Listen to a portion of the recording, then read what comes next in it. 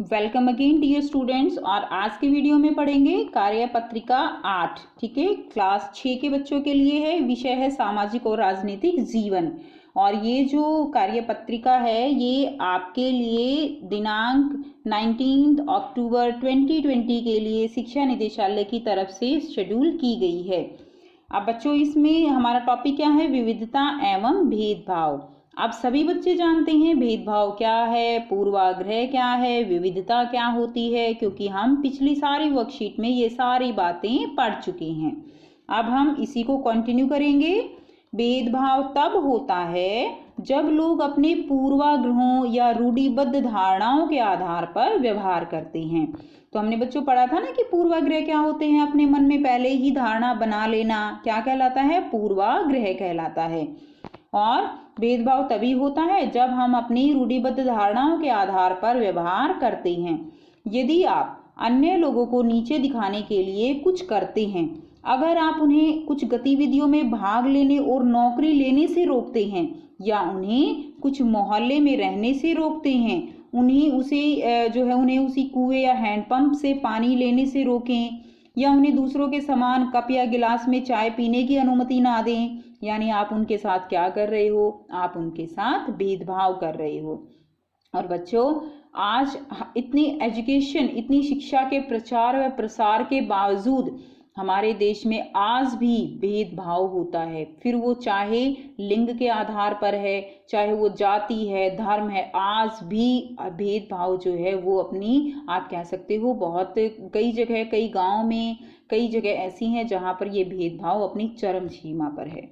ठीक है, तो देखिए किसी के साथ भेदभाव के कई कारण हो सकते हैं, जैसे जाति के आधार पर, लिंग के आधार पर, धर्म है, आर्थिक पृष्ठभूमि है, भाषा, व्यवसाय आदि के आधार पर भेदभाव हो सकता है। डॉक्टर अंबेडकर, सभी बच्चे जानते हैं डॉक्टर अंबेडकर के बारे में। ठीक है, डॉक्टर अंबेडकर ने लोगों को के अधिकारों के लिए लड़ाई लड़ी। उनका जन्म महार जाति में हुआ था। तो डॉक्टर अंबेडकर जो है वो कौन सी जाति से बिलोंग करते थे बेटा? महार जाति से। और महार जाति वो उस समय एक बहुत ही अछूत जाति मानी जाती थी। महार गरीब थे, उनके पास कोई जमीन नहीं थी, उनके बच्चों को भी वह काम करना पड़ता था जो उनके माता पिता करते थे। वे मुख्य गांव से बाहर के स्थानों में रहते थे, यानी इतना ज्यादा भेदभाव कि उनको गांव में भी रहने की परमिशन नहीं थी। वो लोग गांव से जो है वो बाहर रहते थे और उन्हें गांव में नहीं रहने दिया जाता था। वे इस भेदभाव के खिलाफ थे। तो डॉक्टर भीमराव अंबेडकर, जिनका हमारे संविधान में इतना बड़ा योगदान है, वो जो है उन्होंने इसके खिलाफ लड़ाई लड़ी थी और वे अपना संघर्ष समानता के लिए उन्होंने शुरू किया था। तो डॉक्टर भीमराव अंबेडकर, जिनको भारतीय संविधान का क्या माना जाता है? पिता माना जाता है। ठीक है बेटा, तो इसके आधार पर आप बता सकते हो। आप कुछ क्वेश्चंस के आंसर तो देखिए, आप ये डायग्राम भी देखिए बेटा। आप ये चित्र देख पा रहे हैं कि ये तो सारे बच्चे बैठे हुए हैं और ये बच्चा जो है बिल्कुल अलग से बैठा हुआ है। ठीक है, यानी अब यहाँ पर ये हो सकता है कि किसी जो है आप कह सकते हो कि उच्च जाति से ये बच्चा बिलोंग ना करता हो, इसलिए इसको अलग बिठा दिया गया है। तो इस तरह का भेदभाव जो हमें आज के शिक्षित समाज में शोभा नहीं देता, लेकिन फिर भी ये हम अपने चारों तरफ कहीं ना कहीं किसी ना किसी रूप में देख सकते हैं। अब देखिए प्रश्न 1 क्या है? भेदभाव के क्या क्या कारण हो सकते हैं? तो आप इसका आंसर कहाँ से लिखेंगे?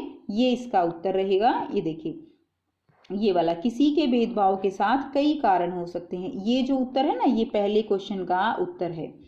किसी के साथ भेदभाव के कई कारण हो सकते हैं, जैसे जाति, लिंग, धर्म, आर्थिक पृष्ठभूमि, भाषा, व्यवसाय आदि। ठीक है, तो इस बारे में आप अपने माता पिता या बड़ों से भी चर्चा कर सकते हैं।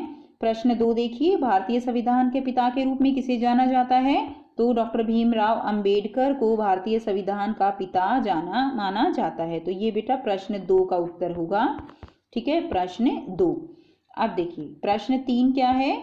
आप अपने आसपास किस प्रकार के भेदभाव को देखते हैं, व्याख्या करें। तो आप अपने आसपास किस प्रकार के भेदभाव को देखते हैं? तो बच्चे हम अपने चारों तरफ, आप भी जो है इस बात को अपने माता पिता से, अपने दादा दादी से चर्चा कर सकते हैं कि हम चारों तरफ किस प्रकार के भेदभाव को देखते हैं। आप देखते हैं भेदभाव लड़के और लड़की में किया जाता है, किस तरह लड़कियों के जो है पहनने के ऊपर या उनके बाहर निकलने को लेकर किस तरह से उनके साथ जो है लड़कों की तुलना में भेदभाव होता है। इसके अलावा जो निम्न जाति के लोग होते हैं उनके साथ भेदभाव है, या कुछ धर्म के लोगों के साथ भी भेदभाव है। तो अलग अलग तरह से इस तरह के भेदभाव को जो है हम अपने चारों तरफ देख सकते हैं। तो बेटा ये देखते हैं इसका आंसर आप कैसे लिखेंगे। सो बेटे यहाँ से आप इसका आंसर लिखेंगे, शिक्षा के इतने प्रचार व प्रसार के बावजूद हम अपने चारों तरफ अलग अलग प्रकार से भेदभाव देखते हैं। दलितों के साथ गांव और छोटे शहरों में कई तरह के भेदभाव किए जाते हैं। दलित व्यक्ति को मंदिर में जाने की अनुमति नहीं है, वह गांव के कुएं से पानी नहीं ले सकता है, वह किसी ऊंची जाति के व्यक्ति के सामने खुलकर बात नहीं कर सकता है। कुछ गांव में पंचायत की तरफ से फैसला सुना दिया जाता है कि लड़कियां जीन्स नहीं पहनेंगी और मोबाइल फोन नहीं रखेंगी आदि। तो इस तरह का जो भेदभाव है वो हम अपने चारों तरफ देख सकते हैं। इसके अलावा आप अपने बड़ों से इस विषय में चर्चा करके और जो भी आप लिखना चाहें अलग तरह से भी इसका आंसर जो है आप लिख सकते हो। तो ये थी बेटा आपकी आज की एसएसटी की वर्कशीट। और आज आपको 2 वर्कशीट करनी है, एक आपको एसएसटी की वर्कशीट करनी है, दूसरा आपको इंग्लिश की वर्कशीट करनी है। ठीक है, तो आई होप आपको वर्कशीट क्लियर है। और अगर आपको वीडियो अच्छी लगी तो लाइक शेयर जरूर कर दीजिए, अपने फ्रेंड्स के साथ भी शेयर कर लीजिए ताकि उनको भी इसका बेनिफिट मिल सके और वो भी अपना होमवर्क करके अपनी टीचर से चेक करवा सकें। ठीक, तो ये थी बेटा आपकी आज की worksheet. So thanks for watching, have a nice day.